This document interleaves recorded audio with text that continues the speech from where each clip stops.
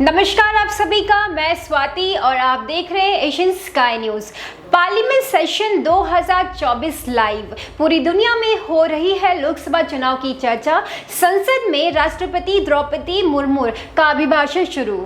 संसद में राष्ट्रपति द्रौपदी मुर्मू का अभिभाषण शुरू हो गया है। उधर अरविंद केजरीवाल को आबकारी नीति मामले में 3 दिन की सीबीआई रिमांड पर भेजे जाने के बाद आम आदमी पार्टी ने इस अभिभाषण का बहिष्कार करने का ऐलान किया।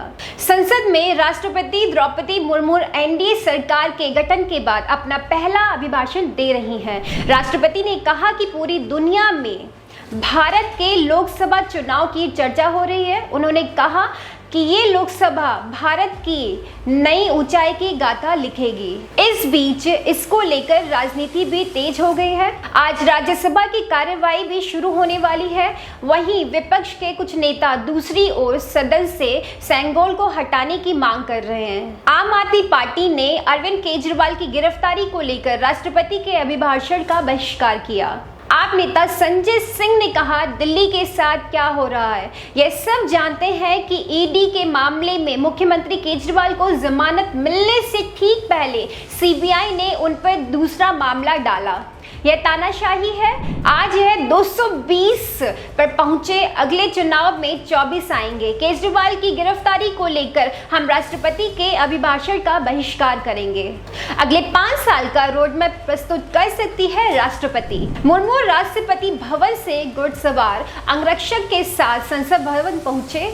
यहाँ प्रधानमंत्री नरेंद्र मोदी और लोकसभा राज्यसभा के पीठासीन अधिकारी संसद भवन पर उनका स्वागत करेंगे। उन्हें पारंपरिक राजदंड सेंगोल की अगुवाई में सदन के कक्ष तक ले जाएगा। संबोधन में वे नव निर्वाचित सरकार की प्राथमिकताओं को सामने रख सकती है। पिछले 10 साल की उपलब्धियों के साथ 5 साल का रोड मैप भी पेश कर सकती है। राष्ट्रपति द्रौपदी मुर्मू ने कहा कि मेरी सरकार हाल ही में कृषि संघों कार्यक्रम भी शुरू कर सकती है। इसके तहत अभी तक सेल्फ हेल्प ग्रुप की 30,000 महिलाओं को कृषि सखी के रूप में प्रमाण पत्र दिए गए हैं। राष्ट्रपति द्रौपदी मुर्मू ने कहा, यह दुनिया का सबसे बड़ा चुनाव था। करीब 64 करोड़ मतदाताओं ने उत्साह और उमंग के साथ अपना कर्तव्य किया। इस बार महिलाओं ने बढ़ चढ़कर मतदान दिया, हिस्सा लिया। इस चुनाव की बहुत सुखद तस्वीर जम्मू और कश्मीर से सामने आई। कश्मीर घाटी में वोटिंग के अनेक दशकों के रिकॉर्ड टूटे। राष्ट्रपति द्रौपदी मुर्मू ने संसद के दोनों सदनों के संयुक्त सत्र को संबोधित किया। सभी नवनिर्वाचित सदनों को बधाई दी। उन्होंने देश में सफल चुनाव करने के लिए निर्वाचन आयोग को बधाई दी और देशवासियों की तरफ से चुनाव आयोग का आभार जताया। राष्ट्रपति ने कहा कि जनता ने लगातार तीसरी बार हम पर भरोसा जताया।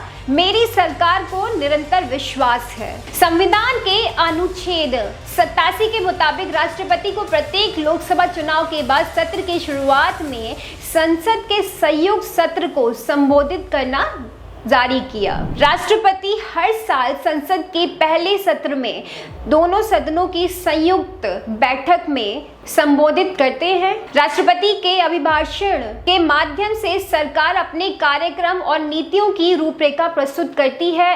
इसमें पिछले साल सरकार द्वारा उठाए गए कदमों पर प्रकाश डाला जाता है और आगामी वर्ष के लिए प्राथमिकताएं बताई जाती हैं। राष्ट्रपति के अभिभाषण के बाद सरकार दोनों सदनों में धन्यवाद प्रस्ताव पेश करेगी। इस पर लोकसभा और राज्यसभा में चर्चा होगी। प्रधानमंत्री मोदी 2 या 3 जुलाई को धन्यवाद प्रस्ताव पर चर्चा का जवाब दे सकते हैं। अभी के लिए बस इतना ही। हमारे साथ बने रहिए।